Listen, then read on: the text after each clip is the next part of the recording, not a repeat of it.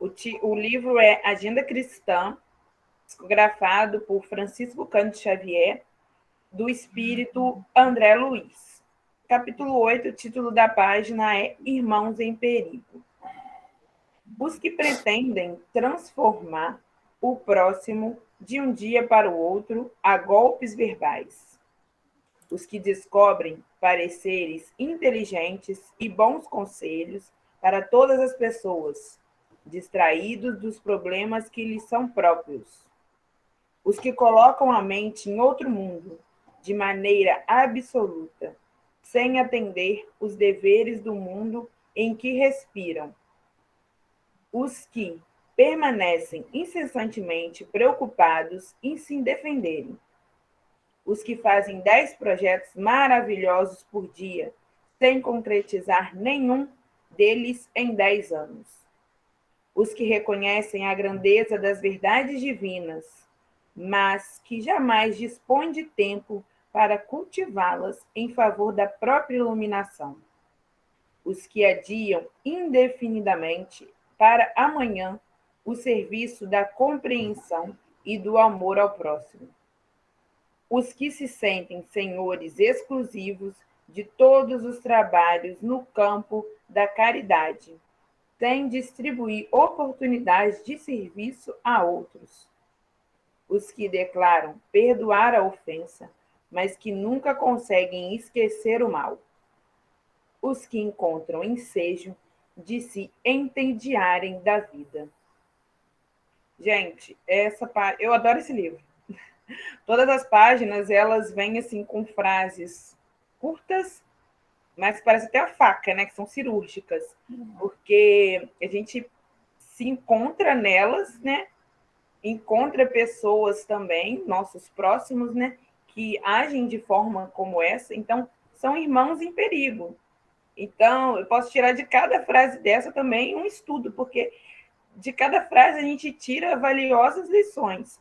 Mas que é para a gente ter cuidado com essas situações, porque muitas vezes a gente quer dar conselho ao outro, ou vislumbra um mundo que não é nosso, que está fora do nosso alcance, e esquece de vivenciar o nosso mundo, a nossa cidade, o nosso bairro, e quer pensar num bairro que está lá do outro lado do mundo, e muitas vezes a gente se entedia, né? Que é a última frase aqui, que eu acho que ela engloba todas as outras. A gente acha que está tudo muito chato, que está tudo muito tá cansativo essa vida, né? É tudo muito entediante. Então, a gente está correndo grande perigo. Então, que a gente busque olhar até esses tipos de pensamento, né? Para a gente buscar ter uma vida menos perigosa. É isso. Muito bom, amiga. Muito bem. Gente, já vou pegar a palavra, né? Porque eu vou fazer a página, a prece, quer dizer, e logo depois eu já passo a palavra para o NEM, para ele poder começar o estudo, tá bom? Pode ser assim? Vamos fechar nossos olhos, levar o pensamento a Deus, a espiritualidade amiga. Querido Mestre Jesus, Deus nosso Pai, amigos espirituais que estão conosco, agradecemos por mais essa oportunidade de estarmos aqui, reunidos em seu nome. Agradecemos pela vida, pela saúde, pela oportunidade de estar convivendo com pessoas tão maravilhosas, mesmo com uma pandemia acontecendo, pela oportunidade de estarmos conseguindo nos reunir, aprender um pouquinho mais sobre essa doutrina de amor e acrescentar muitas coisas boas em nossas vidas. Pedimos, Senhor, que esteja olhando por nós, olhando também por todos aqueles que estão passando por algum momento difícil, por algum momento de medo, de preocupação, de angústia. Pedimos, Senhor, que a espiritualidade encontre a brecha necessária para estar auxiliando o nosso país. Agradecemos, Senhor, está aberta mais uma reunião da nossa mocidade. Que assim seja, graças te damos. Oi, gente, boa noite, tudo bem? Olha só, a Gisa tinha feito convite, né, para nós fazermos esse estudo, e eu já fiz esse estudo na mocidade um tempo atrás, né? Então, a princípio, eu achei interessante a proposta de que os jovens elaborassem as suas dúvidas, porque ao invés de fazermos o estudo, como eu já apresentei antes, a gente ia se preocupar, assim, em responder objetivamente as perguntas, tá certo? Então, o que eu fiz? Eu vi que os jovens elaboraram algumas questões interessantes, a Marta também pesquisou umas questões aí na internet, que são dúvidas recorrentes, né, dos jovens. Algumas perguntas, vocês vão ver, assim, que elas são muito próximas, muito parecidas. Então, eu agrupei, assim, coloquei as perguntas em ordem, de acordo com a evolução do tema, né? E agrupei aquelas que a gente vai responder de uma vez só, entendeu? Tem algumas perguntas ali, pelo menos duas, que extrapolam a questão do sono. Elas vão entrar também no campo da mediunidade. Então, elas estão lá no finalzinho, porque a gente vai pincelar alguma coisa sobre o sono, né, e fazer a correlação com o questionamento que foi feito. Só que, assim, eu gostaria que vocês ficassem muito à vontade para me interromper, tá bom? Então, eu queria, num primeiro momento, colocar dois conceitos, porque eu acho que esses conceitos precisam ficar claros para a gente, tá? A gente precisa definir, porque, afinal de contas, quando você fala sobre o tema sono e sonhos, acho que a gente precisa diferenciar as questões, né? Então, o sono, o que é o sono, gente? O sono é aquele estado de repouso, é aquele período que a gente fica durante o dia, né, que a ciência médica recomenda, que a gente fique pelo menos 8 horas em estado de repouso, né, porque o corpo precisa. Até tem uma pergunta aí que nós vamos falar sobre isso mais à frente, tá? Porque não existem implicações só fisiológicas, existem outras questões também. Mas o fato é que durante essas horas de sono, o nosso corpo ele se refaz, né? Ele entra num ritmo de funcionamento mais lento, né? É como se a gente andasse assim de terceira e quarta marchas durante o dia, e durante o sono, né, o nosso corpo funcionasse, né, de primeira marcha, ou ficasse até de ponto morto ali, né, mais devagarinho, porque nesse período ele precisa relaxar, recompor energias, né? O ritmo circulatório, respiratório, ele também diminui. Isso é muito importante, porque o nosso corpo é uma máquina projetada para funcionar por um determinado período, né? Quando a gente vai reencarnar, digamos aí, a gente faz o planejamento reencarnatório e é uma previsão, digamos, que a gente precisa ficar 80 anos aqui na Terra. Para que ele funcione esses 80 anos, ele precisa alternar essas situações de estado de vigília e o estado de sono, né? Para que o corpo possa se recompor, né? E as estruturas de renovação celular, enfim, tudo funcione como precisa. Então, o sono é o período em que nós estamos dormindo, né? Agora, o que é o sonho? Olha só a diferença. O sonho, como diz o dicionário, né, é uma sequência de fenômenos psíquicos, ou seja, imagens, representações, atos, ideias, está ali no texto, que vem à tona durante o sono. Então, o sonho é um produto do sono, perceberam? Às vezes a gente tem sonhos, às vezes não. Nós dormimos todos os dias, mas nem sempre nós sonhamos, certo? Isso é uma coisa patente. Então, dito isso, a primeira pergunta que foi feita, que eu não sei quem fez, a pessoa perguntou assim: quando dormimos, o que acontece com o corpo físico e com o espírito? Então, essa pergunta é muito pertinente. Por quê? Porque até então não se sabia o que acontecia, né? A verdade é que, né, a psiquiatria, a psicologia, né, as ciências de maneira geral pesquisam muito o sono, mas para eles assim existe uma barreira quase que intransponível, porque à medida que muitos desses companheiros não admitem a realidade espiritual, eles esbarram numa limitação, né? Então, porque no período do sono, as atividades cerebrais, elas diminuem, né? Então a pessoa fala assim, como é que a pessoa durante o sono, mesmo com as atividades cerebrais reduzidas, ela produz tantas reminiscências, tanto conteúdo, né? Como é que isso é produzido? Porque, na verdade, a produção dessas experiências não é feita pelo cérebro físico, a gente vai ver isso durante o estudo. Então, só voltando aí, né, até tem a ver com o estudo que a Esther apresentou aí um tempo atrás, deixa eu passar aqui rapidinho. A Esther falou sobre o perispírito para vocês, não é isso? Então, existe uma pergunta que foi colocada aí também por um dos jovens, que eu acho importante, a gente vai trabalhar ela no momento futuro. Mas é importante entender o seguinte, está lá, Kardec em A Gênese, no capítulo 14, item 7, ele diz, né, nós somos o espírito, né? Somos o espírito. A setinha, vocês estão vendo a setinha mexer? Então, né? Então, nós somos o espírito. O espírito não é uma nuvenzinha, né? Não é algo, né, assim, é matéria, mas é uma matéria, segundo os espíritos dizem, uma matéria quintessenciada. Tipo assim, é algo muito especial.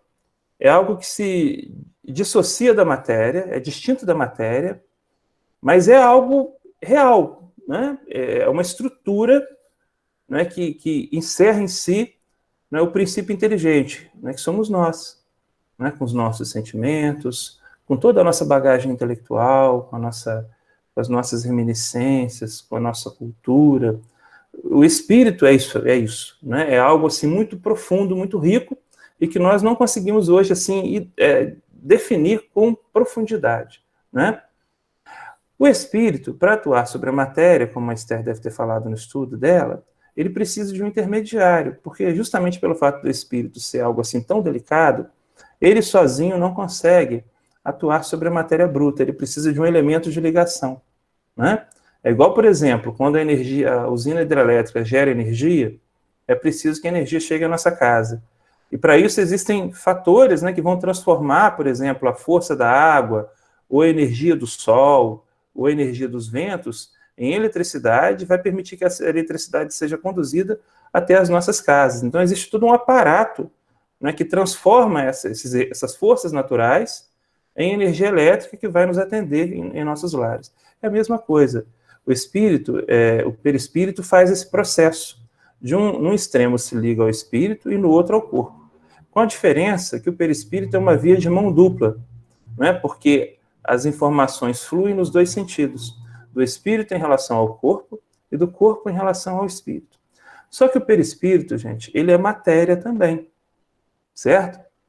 Ainda que seja uma matéria de natureza fluídica, ele é matéria. Isso tem a ver com uma outra pergunta que vocês fizeram aí. Tá? E a gente está falando isso agora, e quando chegar na pergunta, você já tem uma ideia do que a gente vai conversar, tá bom? Então, dito isso, né, o perispírito ele é constituído, como diz aqui, uma condensação do fluido cósmico universal. Mas não é tão simplório assim. Por quê? Porque o perispírito do Adenauer é diferente da composição do perispírito, né, da Alice, né? Fundamentalmente é o mesmo, né? Mas níveis vibratórios podem ser diferentes. Então, vamos fazer uma comparação mais clara aí, né? O perispírito do Adenauer, ele não tem a mesma constituição do perispírito de Jesus ou de Bezerra de Menezes. Entenderam? Por quê? Porque apesar da aparência ser similar, quer dizer, a gente guarda, quando a gente desencarna, a aparência do corpo físico, dessa encarnação ou de outra, né? A densidade, né, dessas energias, desses fluidos, será diferente.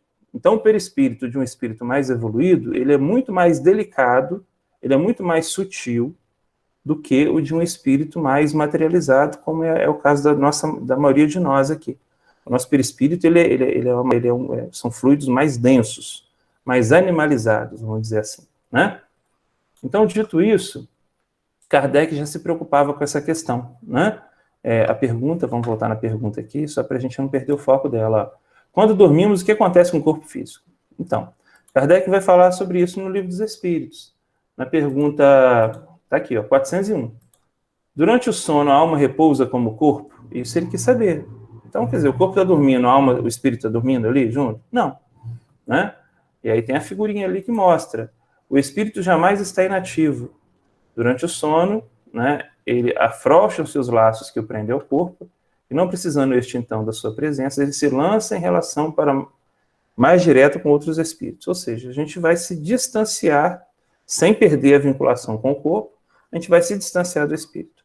Esse processo em que o perispírito se desprende parcialmente do corpo e se projeta no mundo espiritual é o que a gente fala que é o desdobramento, né? Então, o desdobramento espiritual, ele acontece durante o período do sono. Não só, porque tem uma outra pergunta sobre isso, né? E a gente vai falar sobre ela também no momento certo. Mas, durante o sono, acontece o desdobramento espiritual. Muito bem. O Adenauer, Opa. é possível que, por algum motivo, essa ligação acabe se rompendo? Só se o indivíduo desencarnar, né? Porque se romper, o cara desencarna, né? Ah, sim. Então, por exemplo,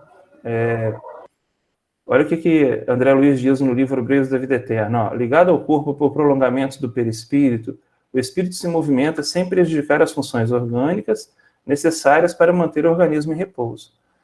Então, assim, não importa onde o espírito vá, né, ele pode se projetar no mundo espiritual, numa região distante da que o corpo está, sem que haja rompimento desses laços energéticos, perceberam? Então, são propriedades muito curiosas, né? Que a gente ainda não depreende. Aí a gente pensa assim, mas se o espírito, são tantos espíritos dormindo ao mesmo tempo, né? Imagina bem, durante o dia nós temos bilhões de espíritos simultaneamente dormindo, né? Tem a questão do fuso horário, mas vamos imaginar o nosso fuso horário aqui, que pega a América do Sul, Central e do Norte, que é mais ou menos próximo. Durante a noite, bilhões de espíritos estão dormindo. Um percentual considerável deles desprende-se do corpo. E deve ficar um emaranhado desses fios aí, né, ligando o corpo físico a espíritos, já imaginaram? Será que não dá nó? Né? Será que não embaralha? Não, gente, porque são densidades energéticas diferentes e peculiares. São questões que a gente ainda não consegue depreender, né? Tal o nível de complexidade, mas isso acontece de uma forma natural, né? E a gente não se dá conta disso, igual o ato de respirar, né? O ato de digerir, são funções autônomas do nosso organismo. Da mesma forma, existem particularidades da existência da alma que funcionam sobre um regime de automatismo. O espírito ele vai e esse laço se espicha sem se misturar, sem bagunçar, né? E quando a gente volta para o corpo, a gente volta e o laço permanece ali no lugarzinho dele direitinho, certo? Então, vamos ver aqui o que acontece com o corpo, tá? Então ele vai realizar esse processo, tá bom?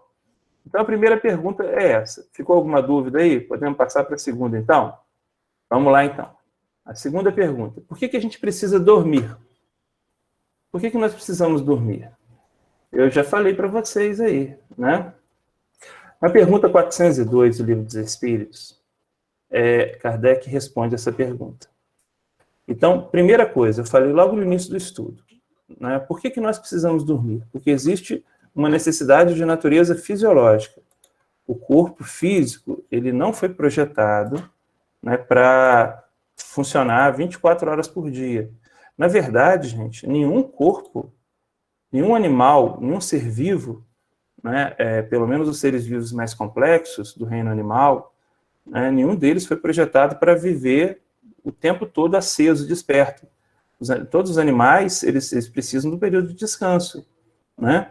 Alguns chegam até a hibernar meses, né? Assim, como é o caso do urso, né? Outros reduzem o metabolismo por meses a fio, igual o caso da tartaruguinha, né? Então, assim, nós precisamos desse tempo, isso é uma necessidade de natureza fisiológica. Só que para nós espíritos, existe também uma necessidade de natureza espiritual. Então, na pergunta 402, os benfeitores espirituais respondem a Kardec falando o seguinte, ó: o sono é a porta que Deus lhes abriu, para que possam ir ter com seus amigos do céu. É o recreio depois do trabalho, enquanto esperam a grande libertação, a libertação final, que os restituirá ao meio que lhes é próprio. Ou seja, tem até uma frase que é muito recorrente no meio espírita, que diz que a gente morre um pouquinho cada dia, né? Porque todas as vezes que a gente tem o sono e tem o processo de desdobramento espiritual, é como se a gente estivesse experimentando um pouco dessa liberdade, né? Ainda que seja uma liberdade limitada, né? Uma liberdade que a gente vai usufruir quando nós estivermos desencarnados, sem as amarras do corpo físico. Então, durante o sono, a gente experimenta essa liberdade e tem essa questão aí, que é muito importante, né? De você poder também estar em contato com outros espíritos, muitas vezes, onde a gente vai ser muito beneficiado. A gente vai falar sobre isso daqui a pouquinho. Porque quando a gente tá dormindo, às vezes, assim, leva um susto. Assim, tipo, tá dormindo assim, aí leva. Pra por quê? Eu vou dar uma olhadinha reflexo, aqui. não? Não sei, Ah, é estranho. não, Aí é que eu tô Ô, dormindo, Adenauer, eu fico com falta de ar dormindo. Aí tipo assim, engraçado que a Jamile perguntar isso, que essa noite eu estava tendo um sonho assim, muito ruim.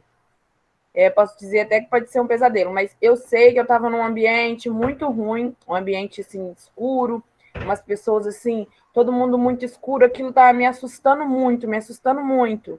Eu estava assustada no sonho. E aí, de repente, eu acordei. Eu senti que eu acordei, mas eu não queria abrir o olho. Eu sabia que era de madrugada. E aí eu não queria abrir o olho porque eu estava tão assustada que eu estava com medo de abrir o olho e ver alguma coisa. Aí eu fiquei assim, não vou abrir o olho, vou ficar de olho fechado, porque vai que eu abra o olho e veja algo. olha Aí só. fiquei quietinha ali, dormindo. No final, o Arthur fez uma pergunta interessante. Ele pergunta sobre paralisia do sono. Eu confesso que eu não tinha tido acesso, assim, não tinha pesquisado sobre o assunto antes. Mas ele tem a ver com o assunto nosso, tem a ver com o que você está falando aí também. E aí a gente vai falar sobre ele no finalzinho, tá? É uma das últimas perguntas. Mas tem a ver muito, tem uma pergunta que a gente vai falar daqui a pouquinho, que vai pincelar um pouco do que você está falando, tá, Esther? Porque a gente vai discutir mais à frente aí, tá? Deixa eu passar para a pergunta 3, só porque para não antecipar. A sua pergunta vai ser respondida junto com as outras. Olha só. Né, rapidinho, deixa eu só fazer um comentário, né? Você começou a perguntar, né, a respeito da importância do sono, né? Essa semana a gente assistiu um filme lá em casa, um filme da Netflix, que as pessoas elas não conseguem dormir no filme. E aí eles começam a mostrar os efeitos a curto, médio e longo prazo da falta do sono na vida da pessoa, né? Inicialmente é aquela coisa daquele cansaço, né, persistente, até virar alucinações, virar coisas assim extremamente graves. Para a gente ver que além do lado espiritual, existe também o fator físico, né? Como o sono é importante para o nosso físico, para o nosso emocional, de um modo geral, né? Como que o sono ele é importante para a gente? Sim, sim. É bom você ter comentado isso, Ivy, porque além do desgaste físico, existe essa questão, né, do equilíbrio psíquico também, né? Então, vamos lá. Gente, então vamos lá. Vamos para outra pergunta. Ó, essa pergunta é interessante.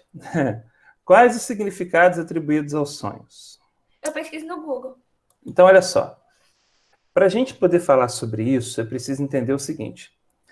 As pessoas vêm desde os tempos mais remotos tentando compreender os sonhos, porque os sonhos é uma característica inerente da criatura humana. E como desde os tempos mais remotos o homem sonha, ele sempre teve curiosidade para entender o significado daquilo. Falou, por que eu sonho? Né? Quando eu sonho, o que eu sonho tem algum significado, tem algum sentido? Né? É assim que surgiram várias tentativas, né, de interpretar sonhos, né, a partir de decifrar, sonhou com isso, significa isso. Sonhou com comida, significa aquilo outro, né? Até o pessoal brinca, né, que o sonho serve até como palpite para jogo de bicho, essas coisas assim, né?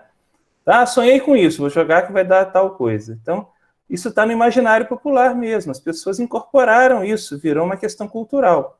Só que para entender o significado do sonho, a gente tem que identificar, a gente sonha, o sonho sempre é resultado do mesmo processo? Não, né? Então, vejam só, eu agrupei 4 perguntas aqui. Né? Por quê? Porque eu vou explicar as 4 dentro do mesmo raciocínio, tá bom, gente? Então a pessoa perguntou quais os significados dos sonhos, né? Os significados atribuídos aos sonhos. A outra pessoa perguntou assim, o que são sonhos premonitórios? Gente, então, olha só, a outra pergunta. Eu gostaria de saber se nossos sonhos são apenas nosso subconsciente, ou se podem ser memórias de vidas passadas, ou então alguma forma de comunicação com os espíritos. Essa pessoa aqui, ela sem se dar conta, ela na frase dela, ela já formulou pelo menos 3 tipos de sonhos, né? E outra coisa, a outra pergunta, que é a 6ª pergunta. O sonho espiritual é quando lembramos vagamente desses passeios? Então, vamos lá. A doutrina espírita mostra, a partir dos estudos, das análises e das instruções dos espíritos superiores, e vocês vão constatar isso à medida que vocês passarem a analisar as suas experiências, né, no campo dos sonhos, que nós temos fundamentalmente 4 tipos de sonhos. Primeiro são sonhos fisiológicos, né? Quem vai falar sobre isso primeiramente para a gente é Leon Denis no livro No Invisível. Ele diz que os sonhos fisiológicos, eles são essencialmente, são puramente cerebrais, né? Durante o dia você acumula experiências, retém informações, passa por uma série de experiências, né? E durante a noite, aquele conjunto de fatos ou de experiências vividas durante o dia, eles vêm à tona, né? Em função de uma atividade reflexa do subconsciente, né? E formam um conjunto desordenado de recordações. E a gente fica tentando encontrar significado, sentido naquilo. Não tem, né? Eu já dei aqui para vocês algumas vezes o exemplo de um sonho fisiológico que eu tive quando eu era moleque. Eu fui no cinema com os meus tios e estava passando o filme Tubarão, e foi uma experiência assim, bem assustadora, né? Eu, um molecote ainda, novo, né? Acho que era a segunda vez que eu ia no cinema, né? Aí fui ver Tubarão. Aí, aquela noite eu sonhei com um tubarão correndo atrás de mim, né? Que eu estava no barco, correndo, o barco estava afundando, nadando, né? O tubarão não corre, gente, o tubarão nada. A Jamile me corrigiu aqui em boa hora. Então, na verdade, é o exemplo de um sonho fisiológico, né? Você vê um filme de terror, você vê alguma coisa que te impacta, né? Ou então, de repente, você assiste um acidente qualquer, um fato qualquer, assim, marcante, você vai e sonha com aquilo. Por quê? Porque aquilo te impressionou tão vivamente, né, que você vai dormir pensando naquilo, e muitas vezes aquelas informações resumem, né, vêm à tona, e você, quando acorda no dia seguinte de manhã, né, é um sonho fisiológico, ele não tem significado nenhum espiritual, tá, gente? Não adianta procurar, tá? Isso aí é muito comum, mais comum do que a gente imagina. Ô, Adenauer. Oi? Tem um livro que eu li que deu um outro exemplo também, deu esses exemplos sobre a questão do sonho fisiológico, mas deu também um exemplo muito bacana, que eles falam sobre a questão de, às vezes, você dormiu com vontade de fazer xixi, muitas vezes você sonha que está fazendo xixi, ou às vezes você dormiu com fome, ou às vezes você dormiu, tipo, comeu muito, dormiu. Então, às vezes, você sonha com esses tipos de coisa, porque, ou você comeu demais, aí às vezes, sei lá, você sonha com comida, uma coisa assim também, ou você tá com vontade de fazer xixi, você sonha que tá indo pro banheiro fazendo xixi, essas coisas também acontecem. Eu já sonhei já. É um exemplo, né, Esther? Existem, na verdade, gente, outras referências aí importantes sobre experiências durante o sono, e eu estava outro dia até conversando com o Zé Henrique Rubim sobre isso, eu estava citando um exemplo para ele, e a gente estava vendo assim, como isso impacta, tá? A gente não vou comentar o caso para vocês aqui agora, porque não vem ao caso. Ainda que vocês vão ficar curiosos com o assunto, né?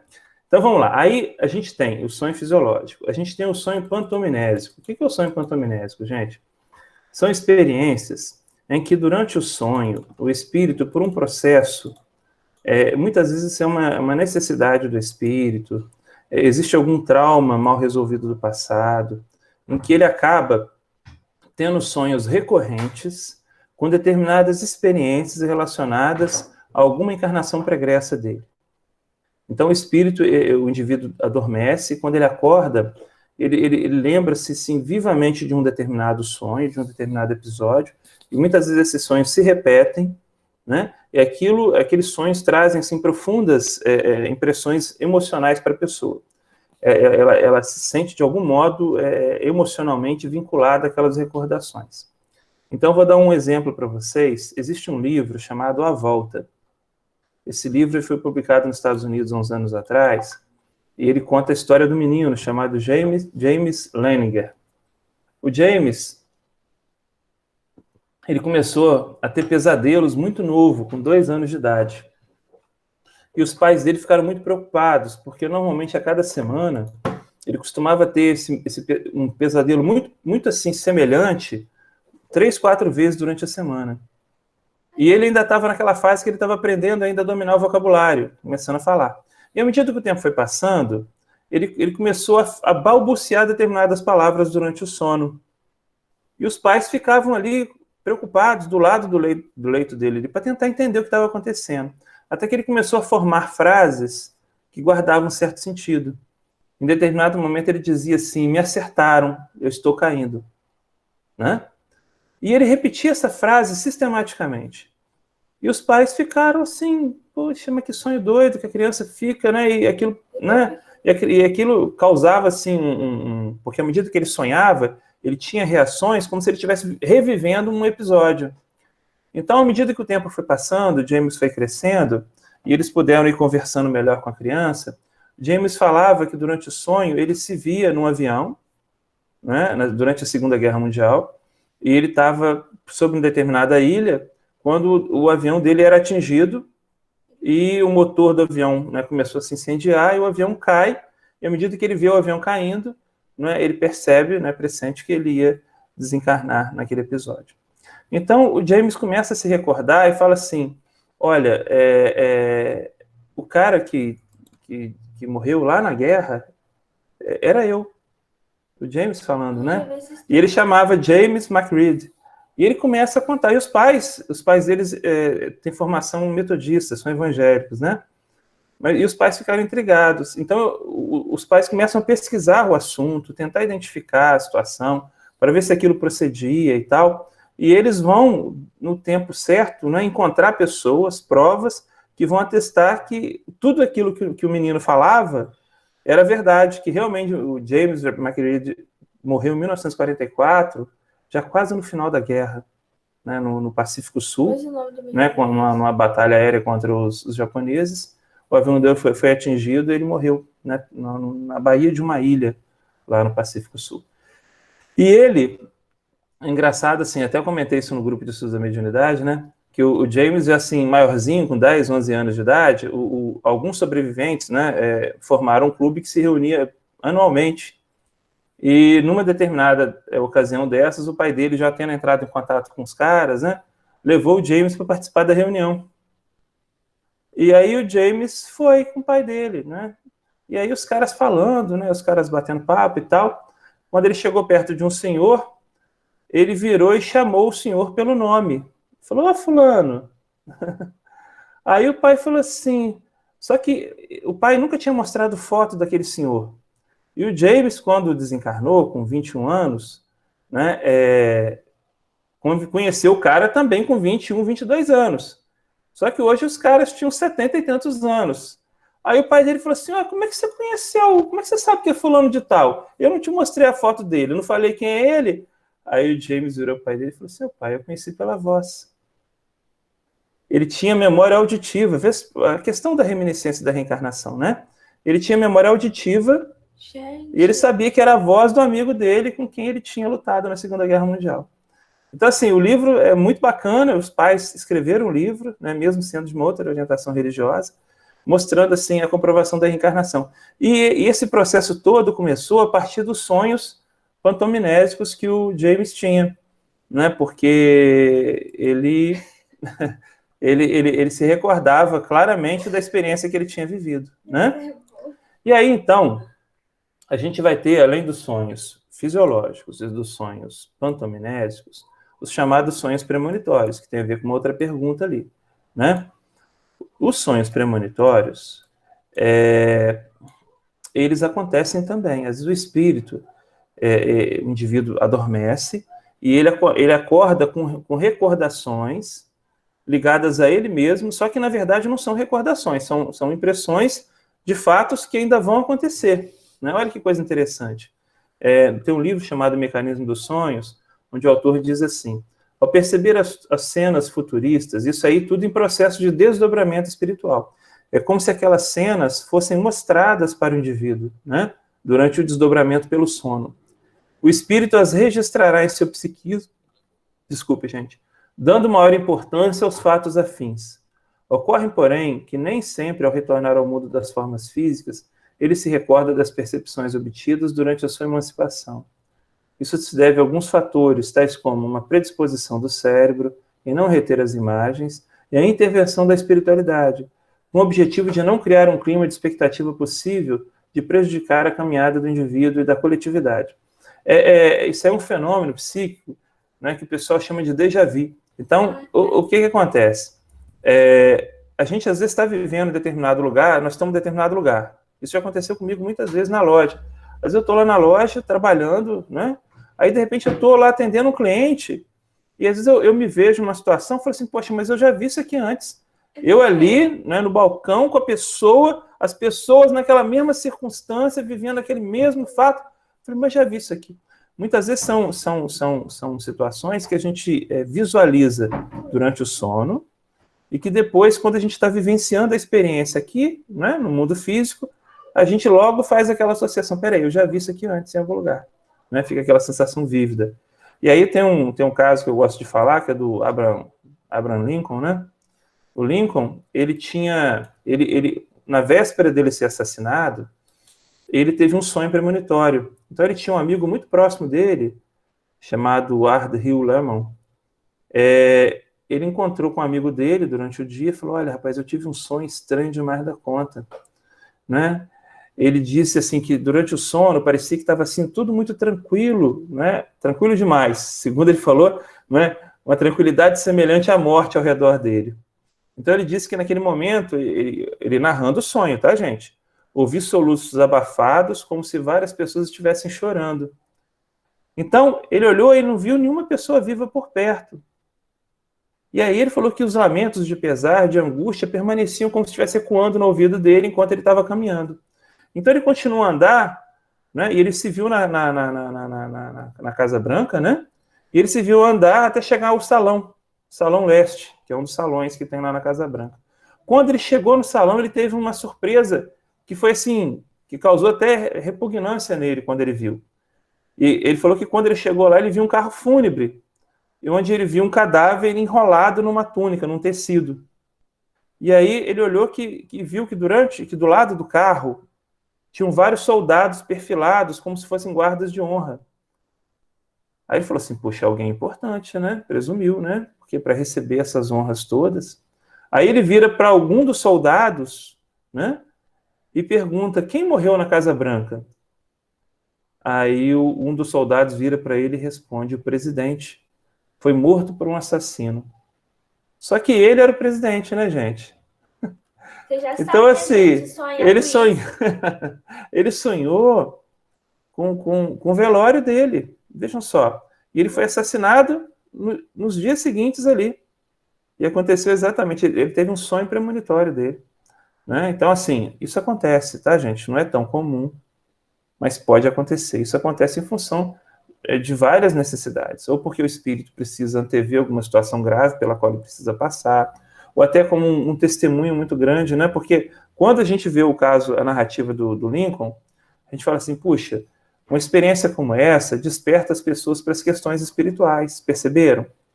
Aí fala, peraí, tem alguma coisa além da matéria, porque como é que ele, durante o sono, ele teve um vislumbre de um fato que nem tinha acontecido, né?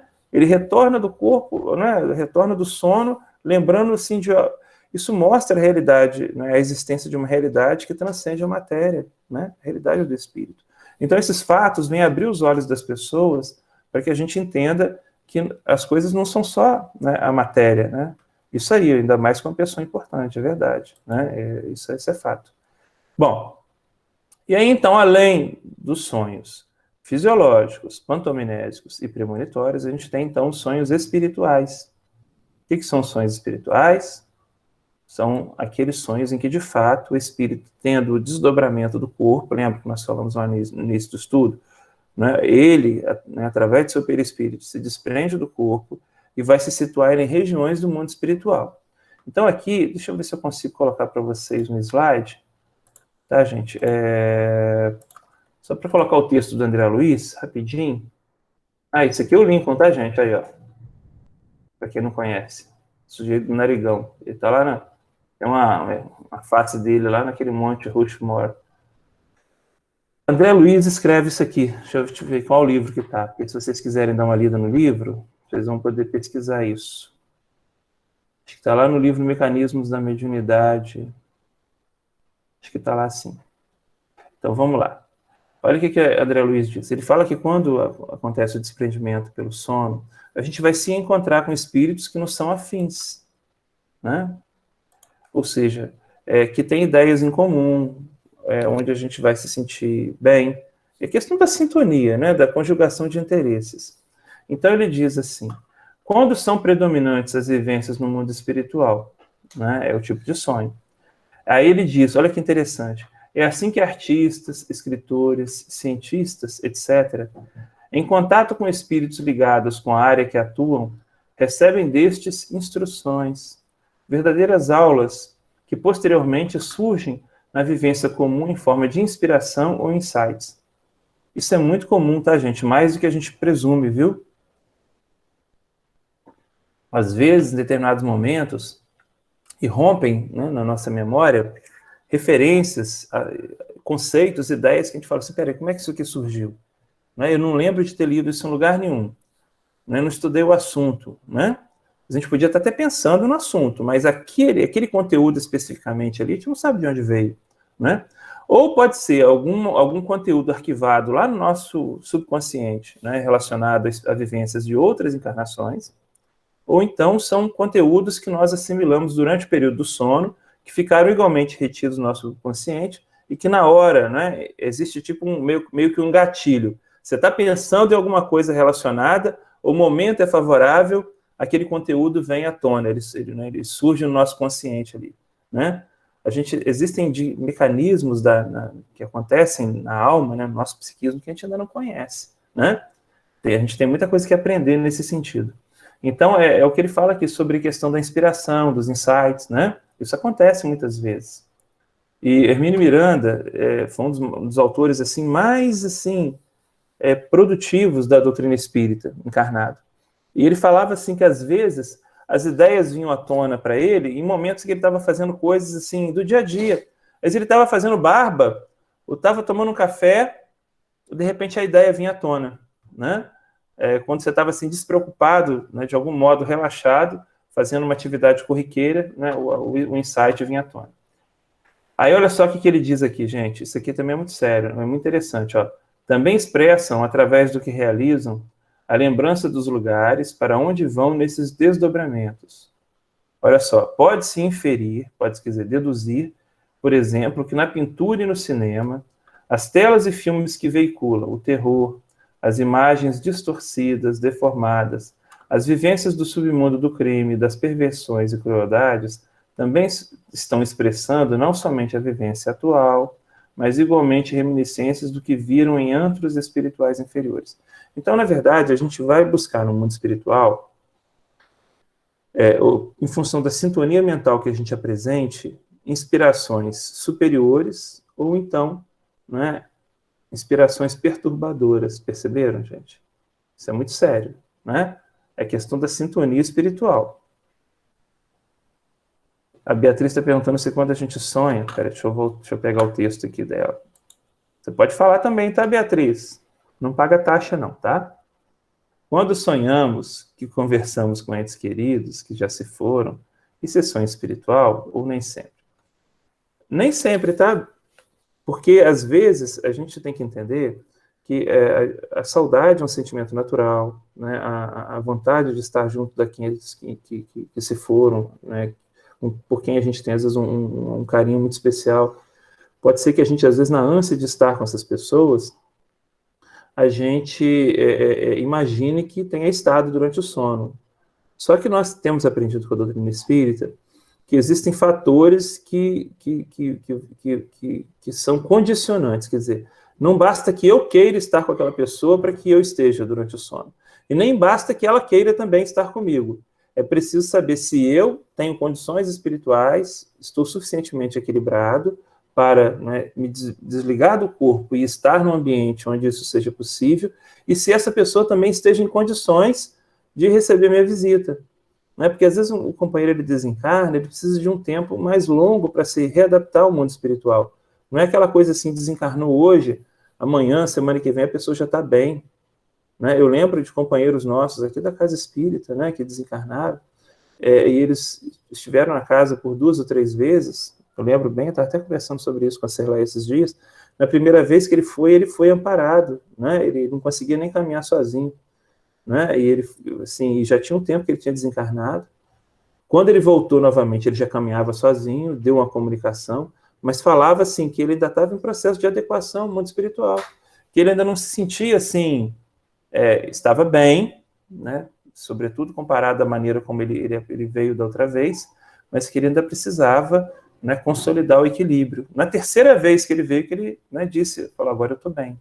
Né? Isso aí, gente, foi mais de ano para que isso acontecesse, entendeu?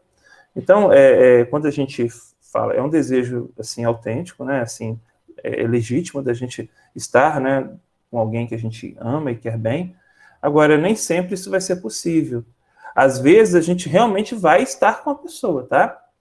E ao acordar a gente pode ter aquela recordação agradável, né? Que nos preenche a alma, que nos consola, de ter realmente podido encontrar com uma pessoa muito querida, né, do nosso coração. Isso é muito bom, né? Agora, a gente não pode, a doutrina espírita explica para a gente a questão do bom senso. Nem tudo que nos acomete são questões ligadas à realidade espiritual. Então, assim, a gente nem pode ser cético, né, ao ponto de fechar os olhos a tudo, porque a influência espiritual está aí, né, por toda parte, mas a gente também não pode achar que tudo tem conotação espiritual, certo? Então, acho que é o pé no chão, tá? É o bom senso. É o que Kardec falava. Aí, então, vamos voltar aqui para o texto. Vamos pegar agora, então, as perguntas 7, 8 e 9, que são muito parecidas, tá bom? Olha só. Por que nem sempre nos lembramos de nossos sonhos? Por que uns lembram dos sonhos e outros não? Aí deixa eu fazer um parênteses, tá, gente? Nós vamos responder daqui a pouco por que nem sempre nós lembramos dos sonhos. Agora, essa outra pergunta aqui, deixa eu responder ela de uma vez agora. Ele pergunta assim, por que uns lembram dos sonhos e outros não? Na verdade, não tem isso não, tá, gente? Pode ser que alguém se lembre dos sonhos com mais constância. E outros só raramente se recordam. Mas todas as pessoas vivem a experiência, tá? Todos. A terceira pergunta, né? Por que nem sempre lembramos dos sonhos espirituais, mas sim daqueles produzidos pelo nosso inconsciente? Isso aí está lá na pergunta 403 de Kardec. Kardec perguntou isso. Olha só. Por que nem sempre nos lembramos dos sonhos? Então, olha o que os espíritos responderam a Kardec. O corpo é uma matéria pesada e grosseira, dificilmente conserva as impressões recebidas pelo espírito, porque este não as recebeu pelos órgãos do corpo. Deu para entender? Mais ou menos, né, gente? Mais ou menos, né? Vamos explicar isso para vocês aqui. Nós estamos conversando aqui agora. Vocês estão vendo essas informações. Como é que é o processo de assimilação dessas informações? Vocês estão retendo essas informações pelos olhos e pelos ouvidos. Vocês estão vendo e ouvindo aquilo que está sendo mostrado para vocês. Então, essas informações passam pelo nosso cérebro físico, assim? Elas são processadas pelo nosso cérebro físico, daí elas são transportadas ao perispírito, e depois do perispírito elas chegam ao espírito, né? Porque nós também temos uma estrutura cerebral no nosso perispírito. Esqueceram disso? O perispírito, gente, ele tem a mesma conformação física do corpo. Não é só a aparência, não, tá, gente? O perispírito não é uma casquinha que tem a forma do corpo, não. Ele tem as mesmas estruturas orgânicas do corpo. O cérebro, os pulmões, o coração, né, o sistema digestivo, respiratório. Ele é a matriz do nosso corpo. Então, o perispírito ele tem as mesmas estruturas em nível fluídico que o nosso corpo tem. Então, a gente retém a informação em processo pelo cérebro físico, essas informações passam pelo cérebro perispiritual e chegam a nós, espíritos. Perceberam? Então, elas passaram pelo corpo físico. É o caminho natural. Quando a gente está dormindo, o que acontece? O corpo está adormecido. O nosso cérebro físico ele está lá em repouso, né? Tudo que a gente absorve e vivencia durante o sono, a gente retém através dos nossos sentidos perispirituais. Pelos olhos do perispírito, pelo ouvido do perispírito. Perceberam? Então, a gente absorve as informações através do nosso perispírito, que é o nosso corpo energético, e elas chegam ao espírito. Então, o cérebro do corpo físico não é sensibilizado nesse processo, né? Ele está alheio a essa experiência. né? É o que ele está falando aqui, né? Porque o espírito não as percebeu pelos órgãos do corpo. Nós percebemos pelos órgãos do perispírito. Perceberam? Aí, olha o que ele diz aqui, ó. O espírito liberto age e sua memória perispiritual registra os fatos, sem que estes cheguem ao cérebro físico. Tudo é percebido diretamente pelo espírito. Aí, olha só o que acontece aqui. Isso aqui que é importante, ó. Excepcionalmente, por via retrógrada, as percepções da alma poderão repercutir no cérebro físico. Aí, quando há necessidade, olha só, gente, muitas vezes isso acontece por intervenção dos benfeitores espirituais que nos assessoram. Eles permitem que essas informações, né, sensibilizem o nosso cérebro físico. Aí, quando a gente acorda, a gente lembra. Ou lembra de tudo, ou lembra de parte do que a gente vivenciou, ou tem uma visão assim meio que simbólica, né, meio nebulosa dos fatos. Perceberam? O Adenauer, Oi? e de uma maneira assim, bem grosseira, né? Eu vou falar aqui. Considerando também que a gente não tem ainda uma capacidade de interpretar o sonho, muitas vezes isso aí não mostra para a gente, porque qual é a nossa visão no outro dia? Muitas vezes a gente interpreta de maneira equivocada, a gente coloca coisa que não estava. Se isso não vai fazer bem para a gente, lógico que a espiritualidade ela tem meio, né, de inibir isso, não é? Uhum. Porque se a gente também começar a interpretar tudo que é sonho nosso, não é? Tudo que a gente vê durante o sono, durante o sonho, como que a gente vai viver, não é? Às vezes, Isso, até por uma questão de saúde mental, né? É fundamental que exista um filtro. exatamente. Né? Você está certa. Pô, Adenal, Oi? teve um livro que eu li que ele falava sobre essa questão da interpretação dos sonhos, que ele dizia o seguinte, que antigamente, na época, aquelas pessoas egípcias, né, naquela época, né, eles tinham muito isso de querer descobrir os sonhos. Então, todo mundo que dormia no outro dia que sonhava, eles ficavam tentando adivinhar aquelas questões dos sonhos, como forma também de antecipar guerras, que tinha muito isso, de dominar terras e tudo mais. Uhum. Só que aí ele fala o seguinte, hoje em dia não existe mais isso de ficar tentando buscar a interpretação de sonhos, até porque a gente às vezes sonha com questões culturais que a gente desconhece. Então, quando a gente acorda, aquilo está tão nebuloso que a gente vai passar aquela informação para outra pessoa de uma forma, ou que às vezes a pessoa não entenda, muitas vezes a gente nem entende aquilo que sonhou e a gente vai interpretar da forma que a gente quer, tipo assim, né, entre aspas. Então, como que a pessoa vai conseguir interpretar aquilo? Aí ele fala sobre isso, fala, não tem por que você ficar buscando interpretações, o porquê de ter sonhado com isso ou com aquilo. Aí ele fala até sobre a questão da cobra, ou do cachorro, que não existe isso, sonhei com cobra, então é traição. Não existe mais isso. Às vezes sonhou com cobra porque sonhou com cobra, não tem nada a ver uma coisa com a outra. Não, isso é verdade, né? A gente tem que ter cuidado mesmo.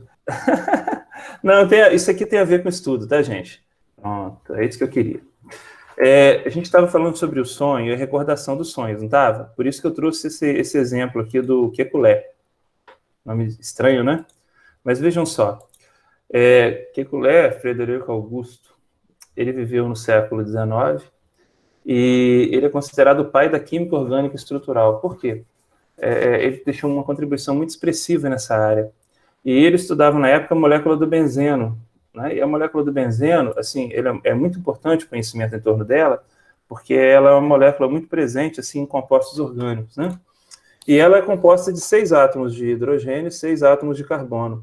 E naquela época os químicos tentavam idealizar como que essa molécula era constituída.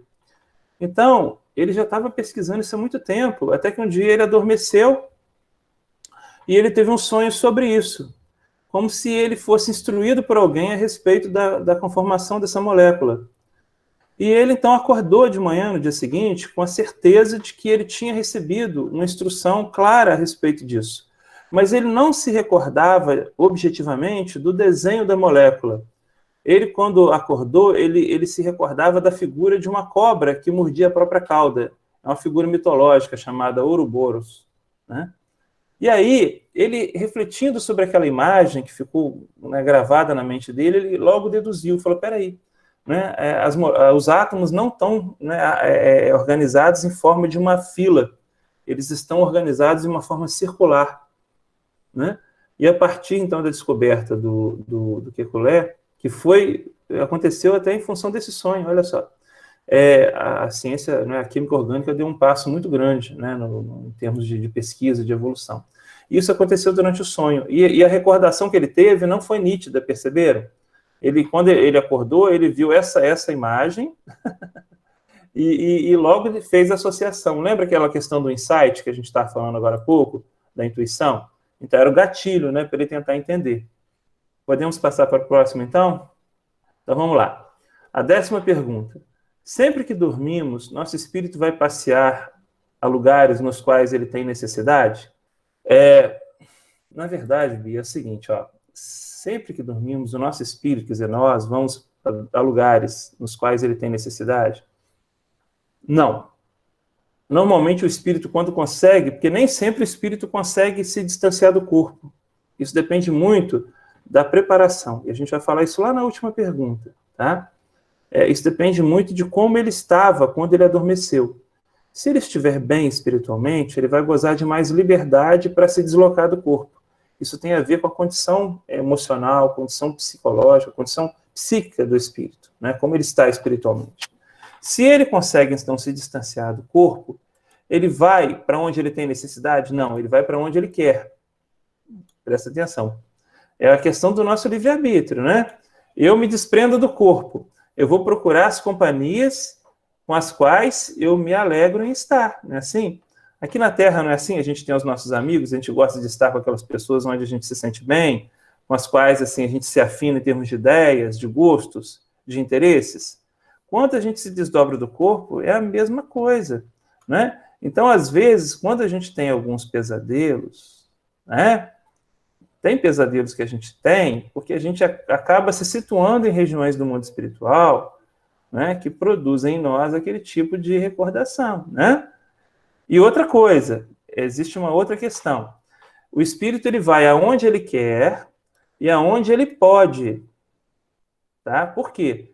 Porque o mundo espiritual, ele é constituído de níveis vibratórios diferentes. Então, eu posso até falar assim, hoje eu vou me desdobrar do sono, eu vou dar um pulinho no nosso lar. Eu posso até querer ir no nosso lar, mas eu vou ter condições de ir até o ambiente onde espiritualmente está construído o nosso lar? Eu vou ter permissão para entrar em nosso lar? Né? Perceberam a questão?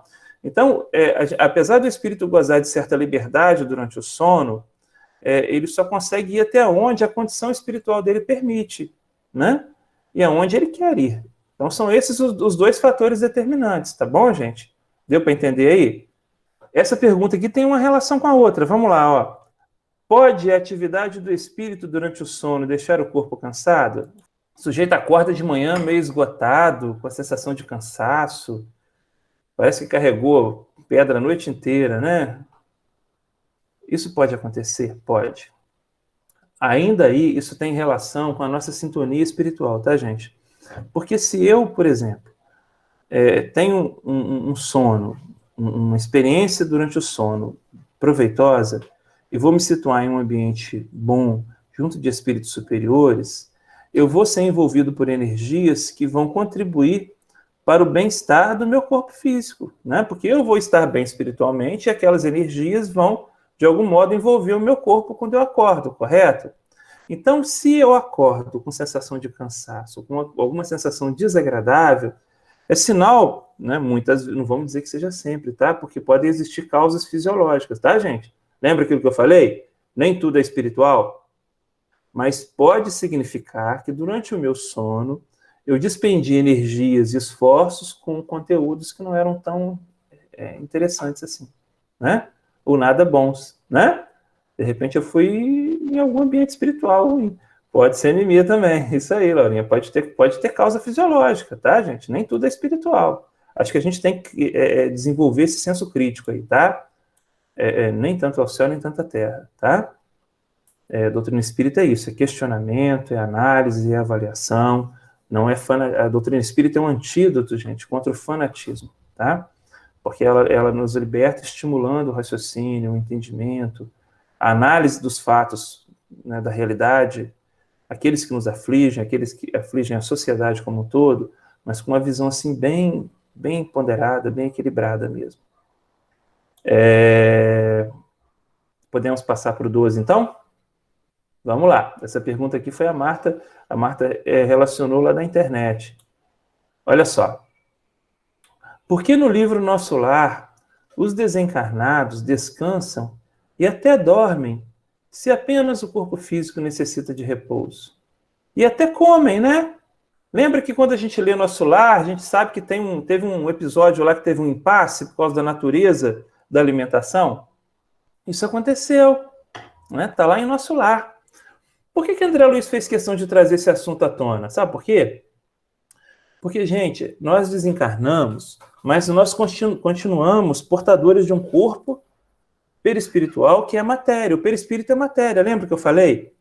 E esse perispírito ele vai ser mais materializado, mais grosseiro ou mais sutil em função do nosso estágio de evolução moral.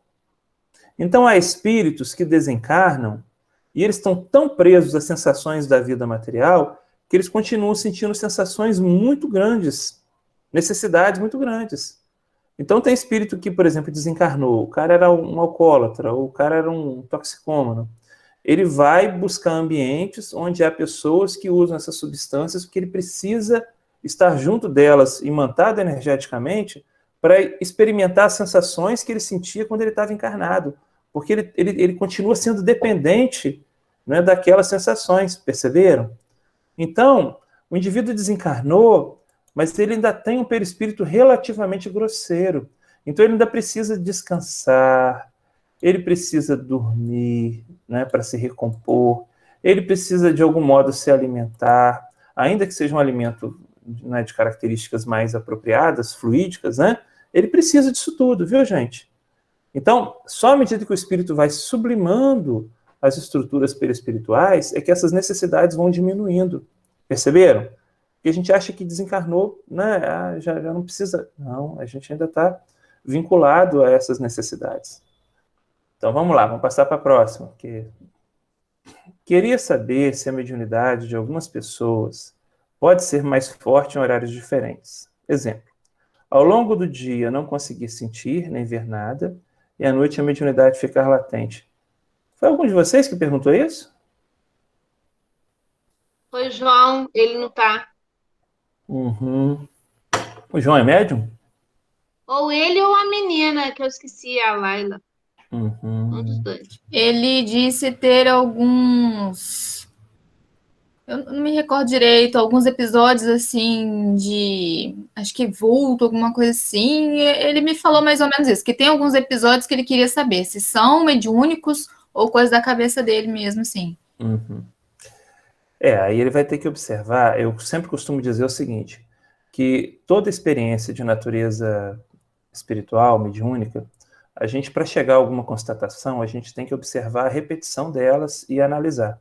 Você nunca vai conseguir chegar a uma constatação assim sólida se aquilo te aconteceu 1, 2, 3 vezes.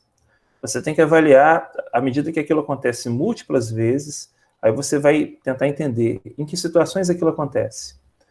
Como é que eu estou, né, quando isso acontece? Onde? Né? Para a gente tentar identificar as razões pelas quais aquilo pode estar acontecendo e deduzir, inclusive, se aquilo é uma questão de natureza espiritual ou não, né? Pode ser uma perturbação, né? Pode ser uma psicopatologia. Nem tudo é mediunidade, perceberam? A gente tem que ter um senso crítico, né? Tem que saber analisar as questões. Então aí, ó, algumas coisas que eu anotei aqui, ó, que a mediunidade, gente, ela está mais sujeita às nossas condições emocionais e predisposições psíquicas do que propriamente a questão da hora do dia. Então, ó, o ambiente, as circunstâncias que nos envolvem é que vão nos influenciar de maneira mais significativa, perceberam? Então, por exemplo, quando o médium está na casa espírita, ele está na reunião mediúnica, ali ele vai estar mais sensível. Por quê? Porque existe toda uma preparação, todo um condicionamento, né? Todo um propósito alimentando aquela reunião, que faz com que o médium se predisponha, né, espiritualmente para estar em comunhão com o mundo espiritual. Então, naquele momento, o exercício da mediunidade para ele se torna algo mais natural, né? É como se as potencialidades psíquicas dele estivessem ampliadas. Não é que ele deixe de ser médium no dia a dia, não. Ele continua. Tanto é assim que, se você conversar com os médiums lá da nossa casa, você vai ver que eles, muitas vezes, eles têm experiências assim, de percepção mediúnica durante o dia. Às vezes no trabalho, quando visita a casa de um amigo. Agora, são situações mais ocasionais. Agora, quando ele está na reunião mediúnica, o potencial mediúnico dele é como se estivesse mais aguçado. É tipo assim, é igual quando você tem um aparelho de som com o amplificador desligado. Você liga o amplificador, né? A potência do som aumenta. Então, é como se na hora da reunião mediúnica, dado a questão da ambiência, da preparação, do envolvimento da espiritualidade, é como se as antenas psíquicas do médium estivessem, né, potencializadas para ele captar com mais facilidade as impressões do mundo espiritual. Perceberam? Mais seguro da mensagem também do que Claro, ele o fato não dele ser- estar realmente num ambiente adequado, cercado de um grupo, né, afinado, né, de pessoas em que ele aprende a confiar umas nas outras, né, isso tudo faculta, né, melhores condições para que ele realize o trabalho dele com mais segurança, né, com mais confiança. Vamos lá, a outra, né? A pessoa perguntou, desdobramento e sonho são a mesma coisa? Foi algum de vocês que perguntou isso? Desdobramento e sonho são a mesma coisa? Então vamos lá. Não necessariamente. O sonho, gente, é um desdobramento espiritual. O sonho é um desdobramento espiritual. Mas existem processos de desdobramento que acontecem em estado de vigília, no caso da mediunidade. Então, eu já presenciei fenômenos mediúnicos em que o médium estava do meu lado, vejam só, o médium estava do meu lado, ele entrou em transe mediúnico e ele se viu sendo levado a um determinado local. Imagina bem, ele está aqui sentado fisicamente do meu lado. Ele está falando. Aí ele narrava assim, olha, eu estou num lugar, estou indo assim, assim, assim, passei pelo lugar tal, estou chegando numa zona rural, é uma casa assim, assim, assim. Agora eu estou entrando na casa, e você acompanhando aquilo, né? Aonde vai dar isso, né? Porque a gente ficava, às vezes, o pessoal apreensivo, né? Porque quase sempre esses processos de desdobramento mediúnico, eles acontecem em medidas de socorro a espíritos necessitados. O médium, ele era levado naquele local, naquela casa, por exemplo, então vamos hipoteticamente continuar a narrativa. Estou entrando na casa, né, passo pela sala, cheguei no quarto e percebo a presença de alguém, né? Parece até aqueles filmes de terror, assim, Eu né? já O vi, pessoal Invocação tenso, do né? Mal 2 tem isso. Aí o médium chega perto e vê o espírito. Estou vendo uma pessoa com essas e essas características. De repente, o médium dá passividade àquele espírito. Perceberam? É como se ele tivesse ido lá naquele lugar, e olha que eu usei uma casa, mas existem ambientes piores, né? O médium era levado a regiões de sofrimento no mundo espiritual, aqueles pântanos, aquelas cavernas, né? Em que a espiritualidade ia iluminando o trajeto, né? Porque eram ambientes de muitas trevas, de muita escuridão, para resgatar irmãos em estado de profundo sofrimento, e o médium chegava lá, ele se ligava ao espírito, né?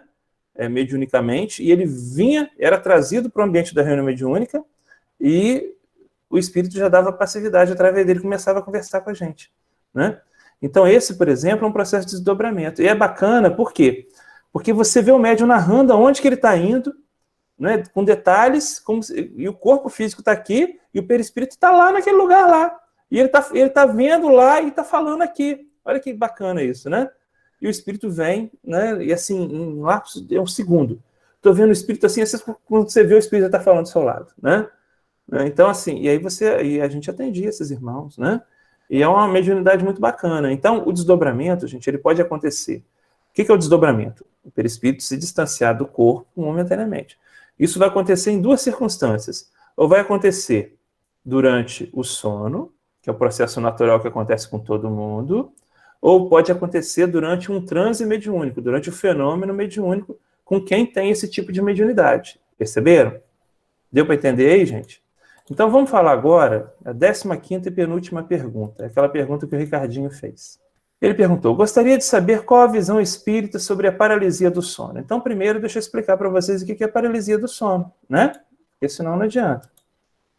A paralisia do sono é um processo que acontece, muitas vezes, quando a pessoa acorda, né? E muitas vezes ela se sente, assim, impossibilitada de falar ou de se mover, como se ela tivesse acordada, mas não tivesse acordado, sabe? Fica uma situação assim, de uma certa angústia, em que a pessoa é como se ela estivesse acordando, mas ainda não acordou de fato, integralmente, né? Ela quer, de repente, se mexer, se movimentar, e ela não consegue, momentaneamente, né? Então, isso é um fenômeno que acontece com muita gente, e a ciência pesquisa isso. Existem questões fisiológicas relacionadas ao processo, quer dizer, pode ser algum problema fisiológico, assim, alguma questão ligada ao organismo do indivíduo, né? Mas existe uma questão, assim, a gente percebe que, na maior parte dos casos, isso tem a ver com questões de natureza espiritual, tá, gente? Eu encontrei uma matéria lá no site da Folha, e tem o depoimento de várias pessoas que tiveram esse tipo de experiência, né, de paralisia do sono. Aí tem uma jovem, até achei bacana, a jovem, ela escreveu assim, quer ver, ó? Eu tive essa sensação pela primeira vez aos 9 anos. Acabei dormindo enquanto estava assistindo televisão no quarto. Em meio ao sono, abri meus olhos e vi vários vultos vindo em minha direção. Eu tentava gritar, mas ninguém me ouvia. Eu tentava me mexer e não conseguia. Isso durou alguns minutos, relata a fotógrafa Bianca Machado, de 23 anos. Mas nós sabemos, né, que durante o desdobramento do sono, a gente muitas vezes vai ter contato com espíritos que não são afins, né? E muitas vezes a gente vai encontrar durante o sono espíritos que, né, são nossos obsessores, ou aqueles que de algum modo, né, estão querendo cobrar alguma coisa, né? Assim, sobretudo se a gente der sintonia, tá, gente? Então esses espíritos, eles aparecem pra gente, muitas vezes nos cobram ou nos falam alguma coisa, e esse tipo de sensação, que é meio aterradora, né, meio aterrorizante, ela pode causar esse tipo de reação no indivíduo, né, de paralisia. Você está ali desdobrado do corpo e está vivendo aquela situação meio traumática, né, de estar diante de um obsessor, de vários espíritos que estão ali te perseguindo, e você acorda. Né, até você reassumir o corpo físico, né, o controle do corpo físico, você passa por uma experiência que é meio traumática. Então, o caso dessa menina aqui, ela viu esses vultos, né? Aqui ela não está dizendo a intenção deles, né? Mas não eram, provavelmente, pessoas simpáticas a ela, porque se fosse, ela não ia ter essa situação, assim, esse medo, né? Igual ela falou que eu tentava gritar, mas ninguém me ouvia. Eu tentava mexer e não conseguia. Quer dizer, era uma reação de angústia dela, né? Um outro exemplo, aqui um psiquiatra, ele fala um negócio interessante, né? Não, uma outra pessoa, tá? Olha só. Ela conta, aí já é uma outra pessoa, não é Bianca mais não, é porque eu tirei o fragmento do texto. Ela conta que há 2 anos passou a ter a sensação de sair do próprio corpo durante a paralisia do sono. Parece que a minha alma está flutuando, é horrível, descreve.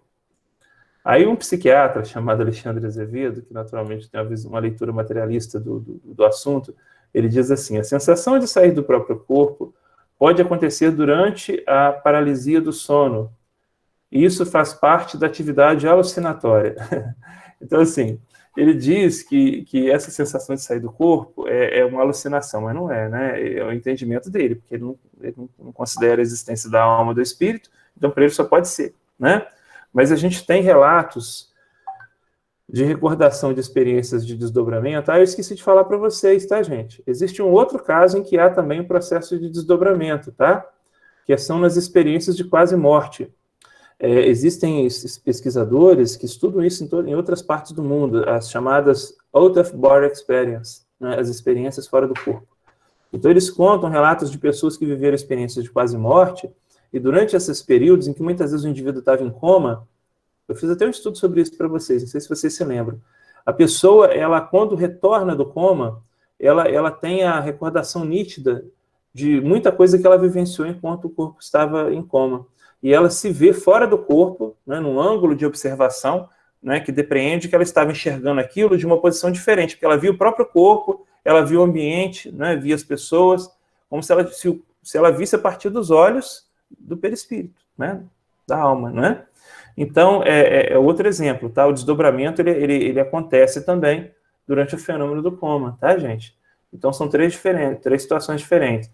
E pode acontecer também num outro processo, que é quando o indivíduo também ele está tendo... quando ele está sob efeito de uso de álcool ou de drogas, ele pode ter experiências também fora do corpo, tá? Aqueles chás, já ouviu falar? A ayahuasca, tem uns chás que o pessoal usa, né? Umas religiões aí que usam isso. Esses chás alucinógenos, eles produzem estados alterados de consciência também. Então, o indivíduo pode ter experiência, isso pode estimular, né, a projeção perispiritual fora do corpo, né? Só que o indivíduo perturbado emocionalmente, né, psiquicamente, não vai conseguir, né, compreender muito bem o que está acontecendo com ele. E uma outra coisa também, né, uma coisa que a gente não pode descartar, vocês podem ver que existem causas diferentes que podem produzir essa paralisia do sono, tá, gente? Podem ser desde causas puramente fisiológicas, quer dizer, problemas estritamente físicos, né, relacionados à questão do corpo, quanto pode ter influência espiritual, processos obsessivos.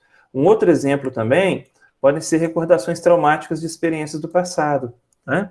Lembra o caso do James, que eu citei para vocês? Então, a pessoa pode, às vezes, durante o sono, ter uma recordação de um momento de desencarne, por exemplo.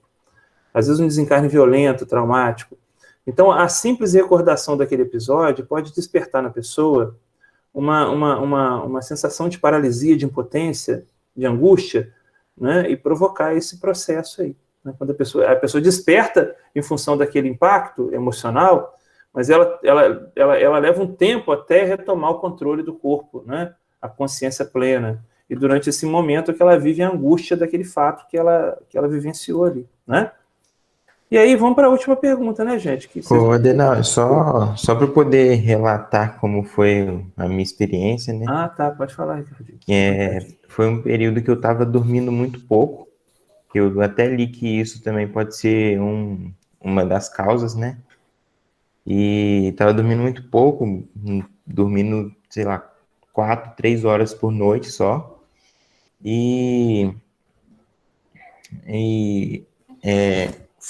Foi assim, eu meio que senti que eu estava acordado, né? E a princípio eu não tentei me mexer, mas era como se eu estivesse vendo o meu quarto na posição que eu estava dormindo. E eu olhei para a porta e eu vi que tinha uma silhueta escura parada lá. Aí na hora eu até achei que fosse meu pai. Só que aos poucos eu fui percebendo que não era. Eu tinha até pensado em chamá-lo, né? Mas quando eu fui percebendo que não era, eu meio que comecei a me encolher, pensando assim, se eu ficar parado aqui, ele não vai ver que eu tô aqui e vai embora. Aí depois que ele saiu, que ele, né, entre aspas, saiu, eu comecei a tentar me levantar e não conseguia. Fazia muita força para me mexer, tentava abrir o olho, tentava falar, e não conseguia, e isso foi me cansando. A gente sente uma exaustão depois disso, e durou mais ou menos 1 minuto, 2 minutos, que eu li também que é aproximadamente esse o tempo que demora. E quando eu consegui me mexer de novo, era como se alguma coisa tinha se soltado, sabe? Era como se eu tivesse preso no começo, tipo, numa camisa de força, e depois me soltou. E nem consegui dormir mais. Aí, essa foi a primeira vez. Nas outras vezes, como eu já tinha procurado saber, eu não fiquei assustado mais. Eu fiquei, tá bom, tá acontecendo de novo. Aí eu só me acalmava, começava a falar comigo mesmo, tipo, tá bom, já vai passar daqui a pouco, e era mais tranquilo. Mas até semana passada, inclusive, aconteceu de novo, mas parece que cada vez é uma experiência diferente, sabe? Eu tô aqui, você tá falando isso aí, eu tô especulando, né? Que tudo é aquilo que eu falei, às vezes, para a gente poder ter uma certeza sobre um determinado assunto, a a gente precisa, às vezes, acumular as vivências e refletindo com muito cuidado, né, para poder compreender as razões, né? Um outro fator que me ocorreu aqui agora, que pode ter relação com esse tipo de experiência, além do fenômeno do sono, das questões de interação espiritual, né? Pode ser também algum tipo de sensibilidade mediúnica, tá? Isso pode favorecer esse tipo de situação também, tá, Ricardinho? Não estou dizendo que é o seu caso, não, viu? Mas, além desses fatores que a gente falou, de natureza fisiológica, né, que realmente fala lá no texto, que isso é muito comum para quem dorme pouco tempo, né, tem inconstância no sono, então ela pode vivenciar esse tipo de situação. Agora, a gente não sabe se o fato de dormir pouco é a causa ou é reflexo de uma questão espiritual, tá? Há pessoas, por exemplo, que são muito perseguidas durante o sono, né, por espíritos obsessores, então elas têm dificuldade de dormir porque inconscientemente elas sabem que durante o sono elas vão estar à mercê da influência desses irmãos, né? Então isso também é um outro fator. Como existem várias causas que podem explicar o fenômeno, é preciso que a gente investigue, entendendo que cada caso é um caso, né? Vamos lá, né, gente? Vamos para a última, então. A Alice escreveu um negócio aqui, eu estava mudando de tela. Então, a sensibilidade mediúnica pode ser também a explicação. A última, gente, é uma pergunta aparentemente singela, mas é fundamental. O pessoal até pincelou o assunto aí. É importante nos prepararmos para dormir? Esse é o X da questão, né? Então, vou botar para vocês a tela de conclusão do nosso estudo. Então, vamos ler a conclusão aqui do estudo. Ó. Os casos assinalados, e inúmeros outros ocorridos ao longo da história da humanidade, demonstram claramente a importância desse período de aparente repouso, e que mais não é do que bendita oportunidade de relacionamento com o mundo dos espíritos. Isso é tão relevante, gente, aquilo que eu costumo falar quando eu faço esse estudo. 1/3 da nossa encarnação a gente passa dormindo, né? Então vocês, jovens aí na maioria, né, vamos imaginar que vocês têm uma idade média de 25 anos. Dos 25 anos de vocês passaram 16 anos acordados e 8 anos dormindo. Perceberam quanto isso representa de tempo? Se esse tempo for bem aproveitado, bem empregado, isso pode redundar, assim, em muitas aquisições espirituais, de conhecimento, de trabalho, né? Porque o sono, além de oportunidade de aprendizado, é também oportunidade de realização no bem. A gente tem visto isso muito na literatura mediúnica, vocês vejam lá. André Luiz, Manuel Filomeno de Miranda, eles mostram como espíritos encarnados, trabalhadores das casas espíritas, durante o sono, vão integrar equipes de trabalho do mundo espiritual para realizarem o bem, né, para participarem de equipes de atendimento a pessoas necessitadas. Então isso acontece, né? E aí, como é que a gente vai aproveitar melhor o sono, né? Olha que está ali no finalzinho, ó. Compete a nós bem aproveitá-la para o nosso crescimento espiritual. Uma vez que, como afirmam os espíritos superiores, o sono influi muito mais do que supõe-se na nossa vida. E aí uma citação lá do Evangelho, segundo o Espiritismo, capítulo 28, item 38, olha lá. Eleve, pois, aquele que se acha compenetrado desta verdade o seu pensamento a Deus, quando sinta aproximar-se o sono, e peça conselho dos bons espíritos e de todos, cuja memória lhe seja cara, a fim de que venham juntar-se-lhe nos curtos instantes de liberdade que lhes são concedidos, e ao despertar, sentir-se-á mais forte contra o mal, mais corajoso diante da adversidade. Por quê? Porque se nós temos o hábito de fazer uma prece antes de dormir, se nós nos preparamos, nos equilibramos espiritualmente, a possibilidade de nós aproveitarmos bem o sono vai ser muito maior, porque nós já vamos ter criado uma sintonia boa, né, alimentando um propósito bom, para que aquele período do sono seja empregado em favor de nosso aprendizado, de nosso crescimento espiritual. Não é verdade? Então, por isso que essa última pergunta aí é extremamente importante. É importante nos prepararmos para dormir? Gente, é fundamental. Alguma dúvida aí, gente? Tranquilo? 1h30 quase de bate-papo, né? Nós extrapolamos mesmo, né? Vocês desculpem aí, viu? Mas era para responder as perguntas, né? Foi ótimo. Quase 1h30, muito bem aproveitadas. É isso aí, gente. Eu agradeço o convite de vocês, viu? Bom, né? Nós é que agradecemos. Nós só temos que agradecer, né, gente? Foi muito bom o estudo. Gente, a prece final. Quem vai fazer? Posso fazer. Fechar nossos olhos, então, gente, para a gente fazer a prece. Querido amigo Jesus, como foi bom podermos estar juntos, aproveitando essa oportunidade maravilhosa de aprendizado junto com os nossos jovens.